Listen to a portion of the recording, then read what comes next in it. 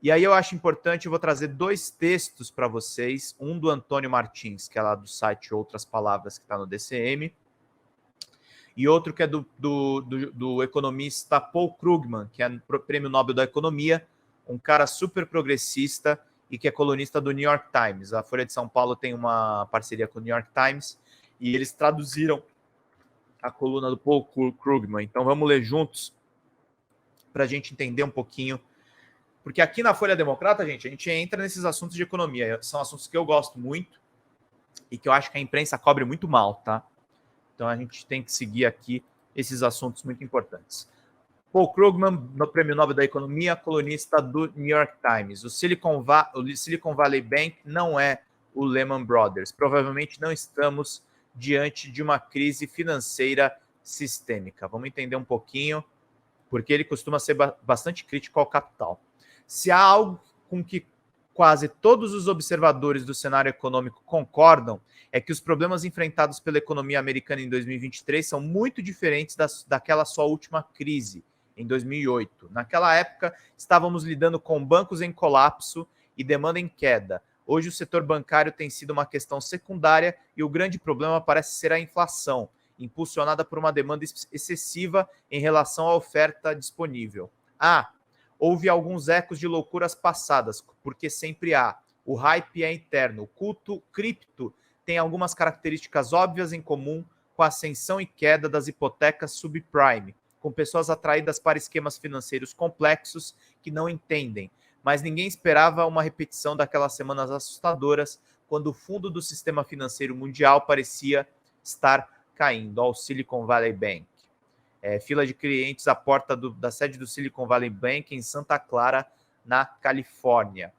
No entanto, de repente, parece que estamos revendo algumas das cenas antigas. O Silicon Valley Bank não era uma das maiores instituições financeiras do país, mas o Lehman Brothers também não era em 2008. E ninguém prestou atenção em 2008, pode deixar de sentir arrepios ao assistir uma corrida bancária à moda antiga. Os clientes foram ao banco tirar o dinheiro. Mas o CVB não é o Lehman Brothers e 2023 não é 2008. Provavelmente não estamos diante de uma crise financeira sistêmica. Embora o governo tenha intervindo para estabilizar a situação, os contribuintes provavelmente não perderão grandes somas de dinheiro. Para compreender o que aconteceu, você precisa entender a realidade do que foi que o CVB e o que ele fez. O Silicon Valley Bank se apresentava como Banco da Economia Global da Inovação, o que pode nos levar a pensar que ele investia principalmente em projetos de tecnologia altamente especulativos. Na verdade, porém, embora ele fornecesse serviços financeiros para startups, não lhes emprestava muito dinheiro, já que muitas vezes estavam cheias de caixa de capital de risco. Em vez disso, o fluxo de dinheiro foi na direção oposta, com empresas de tecnologia depositando grandes quantias no CVB, e às vezes em troca de favores, mas principalmente suspeito porque as pessoas no mundo da tecnologia pensavam no CVB como seu tipo de banco. O banco, por sua vez, estacionou grande parte desse dinheiro em ativos entediantes e extremamente seguros, principalmente títulos de longo prazo emitidos pelo governo dos Estados Unidos e por agências apoiadas pelo governo. Ganhou dinheiro por algum tempo porque, em um mundo com taxas de juros baixas e títulos de longo prazo, normalmente pagam juros mais altos do que ativos de curto prazo, incluindo os depósitos bancários. Mas a estratégia do CVB estava sujeita a 2 grandes riscos. O primeiro, o que aconteceria se e quando as taxas de juros de curto prazo subissem, elas não podiam cair significativamente, porque já estavam extremamente baixas. O spread do qual dependiam os lucros do CVB desapareceria. E se as taxas de juros de longo prazo também subissem, o valor de mercado dos títulos do CVB, que pagam juros mais baixos do que os novos títulos, cairiam, criando grandes perdas de capital. E isso, claro, foi exatamente o que aconteceu quando o Fed aumentou as taxas para combater a inflação. Em segundo lugar, embora o valor dos depósitos bancários seja assegurado pelo governo federal, governo dos Estados Unidos, tá, gente? Esse seguro vai até $250 mil. O CVB, no entanto, obteve seus depósitos principalmente de clientes empresariais com contas multimilionárias. Pelo menos um cliente, uma empresa de criptografia, é claro, tinha 3,3 bilhões no CVB. Como os clientes de CVB efetivamente não estavam assegurados, O banco ficou vulnerável a uma corrida bancária quando todos correm para sacar o dinheiro, quando ainda resta algum. Então veio a corrida. E agora?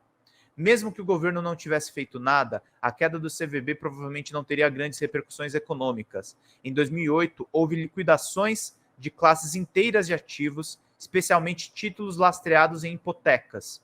Como os investimentos do CVB não eram tão enfadonhos, as consequências semelhantes seriam improváveis. O principal dano viria na interrupção dos negócios, conforme as empresas ficassem impossibilitadas de sacar o seu dinheiro, o que seria pior se a queda do CVB causasse corridas a outros bancos de médio porte.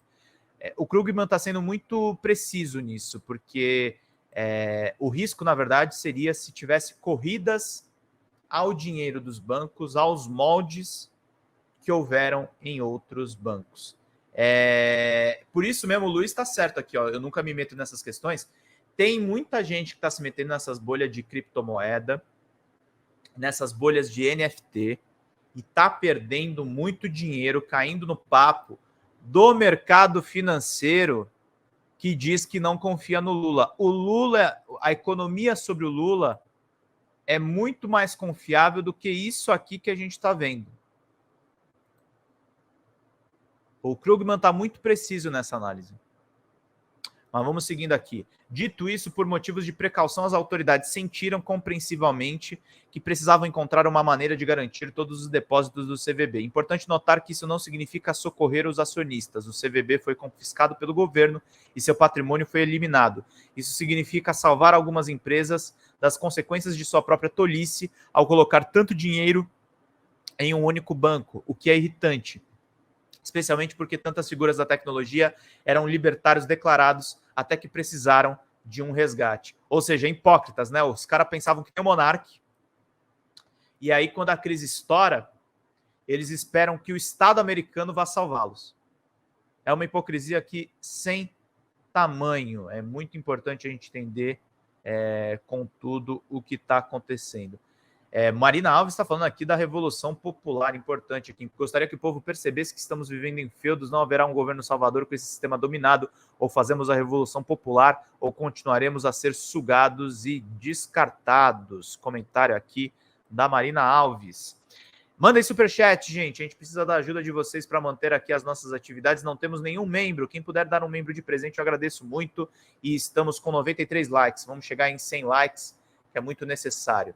De fato, provavelmente nada dito teria acontecido se o CVB e outro setor não tivessem feito lobby com sucesso junto ao governo Trump e ao Congresso para um relaxamento das regulamentações bancárias, medida condenada com razão na época de Lyle Brainerd, que acabara de se tornar o principal economista do governo Biden. A boa notícia é que os contribuintes provavelmente não perderão muito dinheiro ou nenhum. Não está claro se o CVB estava realmente insolvente, o que não conseguiu foi levantar dinheiro suficiente para lidar com o súbito êxodo dos seus depositantes. Assim que as coisas se estabilizarem, seus ativos provavelmente valerão o suficiente ou quase para pagar os depositantes sem uma injeção de fundos adicionais. Então poderemos retornar à nossa programação regular da crise. Tradução aí do Luiz Roberto Gonçalves, da coluna do Paul Krugman, lá do New York Times. O Silicon Valley Bank não é o Lehman Brothers. Importante aqui para todo mundo acompanhar. Fala, Fran Braga. Pedro, você é maravilhoso. Obrigado, querida. Por favor, vire membro aqui do nosso canal e mandem superchats para a gente fazer o nosso trabalho aqui. A Marina está voltando a se manifestar, o que é muito importante, a manifestação dela aqui sobre Revolução Popular.